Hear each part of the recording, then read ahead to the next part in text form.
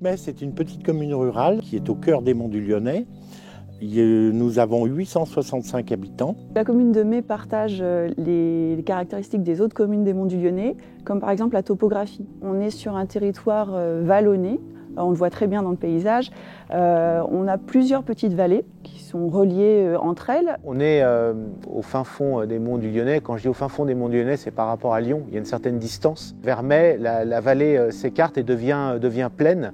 Et le village est un petit peu sur les hauteurs par rapport à la vallée. Et donc on a vraiment une échappée visuelle qui est très appréciable. En 2008, on a eu un phénomène d'augmentation de la population. Et l'augmentation de la population, c'était surtout une augmentation des enfants. Donc cette problématique s'est retrouvée au niveau de l'école. Donc on s'est tourné vers les bâtis existants, on a recherché, mais nous n'avions pas de possibilité d'installer une nouvelle école. 2008, nouvelles élections municipales, nouvelles équipes un peu partout dans le département. C'est aussi l'année où le mot écoquartier est devenu un peu plus connu, puisqu'on avait tous en tête des écoquartiers allemands, anglais, suédois.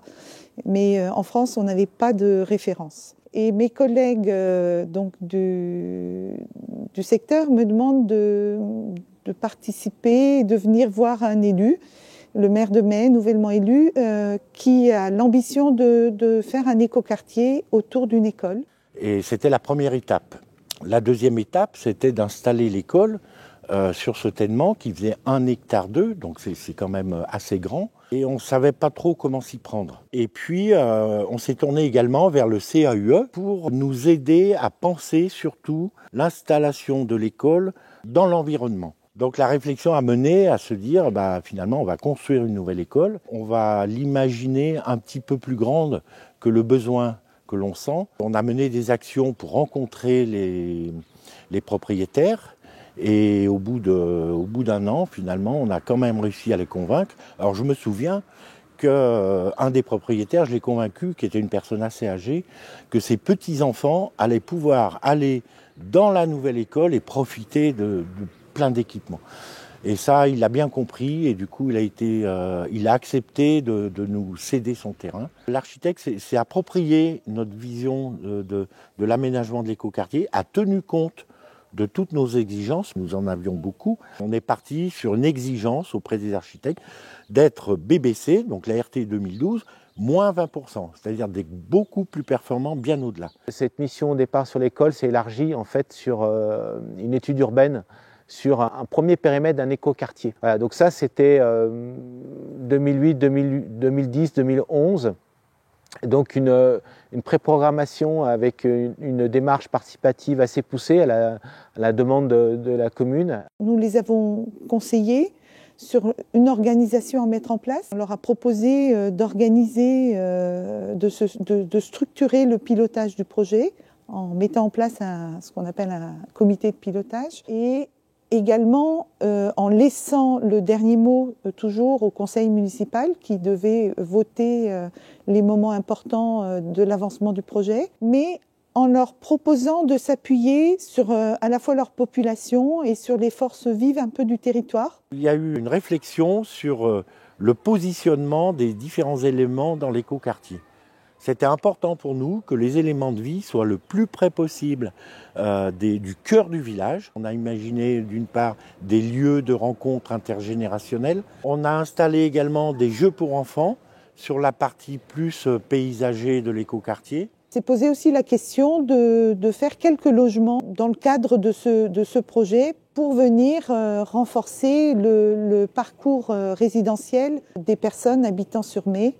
Peut-être les personnes âgées et puis aussi les jeunes qui décohabitent et qui ne trouvaient pas de logement adapté. On s'est dit on va faire des logements, mais il faut que ces logements s'intègrent complètement dans l'écoquartier et qu'ils soient des lieux de vivre et des lieux de vivre et de partage.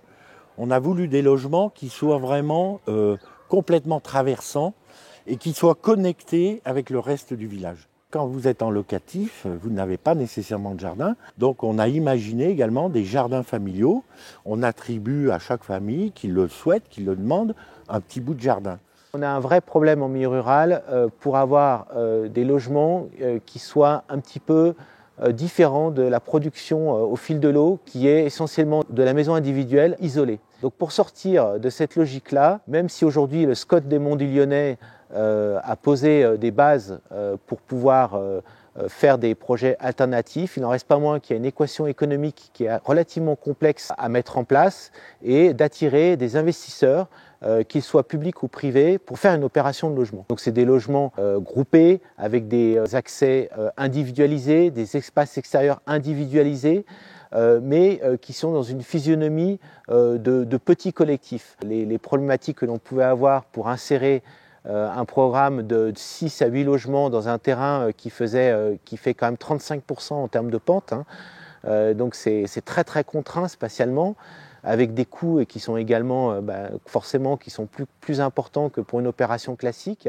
C'est pas évident de faire venir un bailleur social sur une petite commune dans le monde rural. Il a fallu vraiment avoir une force de conviction très forte pour amener le bailleur social à s'approprier le projet, à comprendre notre vision éco-quartier. D'ailleurs, on a amené le bailleur social à respecter, on l'a obligé de respecter la charte éco-quartier que nous avions signée en 2016. De ces besoins et de cette opportunité, c'est à partir de ces éléments-là que la commune a construit son projet d'écoquartier et l'échelle de l'écoquartier aussi, d'abord plus petite, puis finalement qui s'est élargie à l'ensemble du village. Et donc dans un deuxième temps, la commune est partie sur l'élaboration d'un plan guide pour avoir une vision sur du long terme de ce qu'il était possible de réaliser comme aménagement pour relier les différents quartiers les uns par rapport aux autres. Il a permis d'aller identifier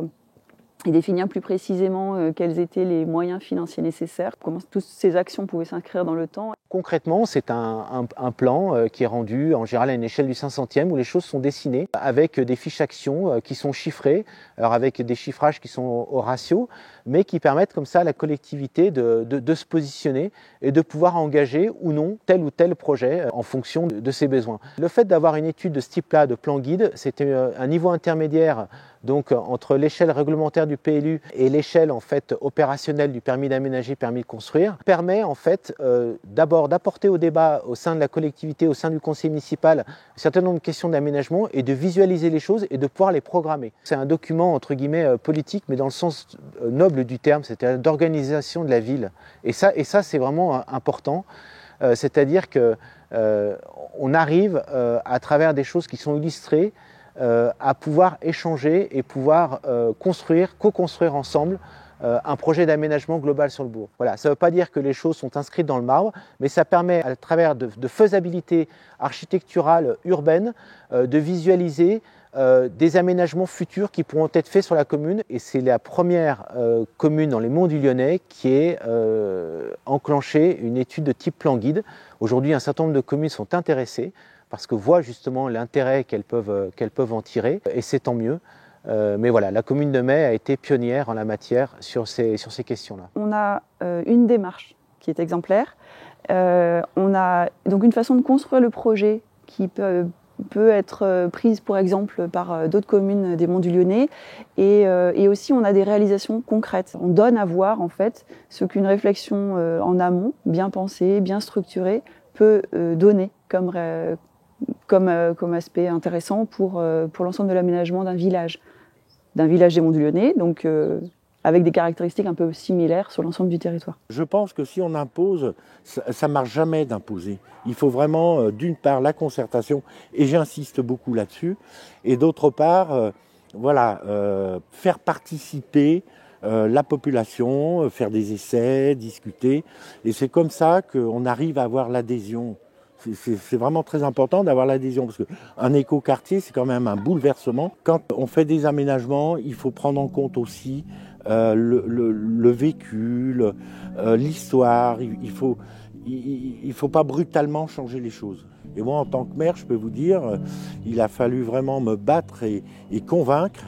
Et quand on porte son projet, surtout ne lâchez pas, portez votre projet, et expliquez-le, et quand vous expliquez et que vous portez votre projet, derrière ça découle naturellement. C'est vraiment un projet de village maintenant. C'est parti d'un petit objet qui était la problématique de l'école, et on en est à reconstruire finalement une ville-village sur des principes de développement durable un peu différents. C'est vraiment les vertus d'un bon écoquartier.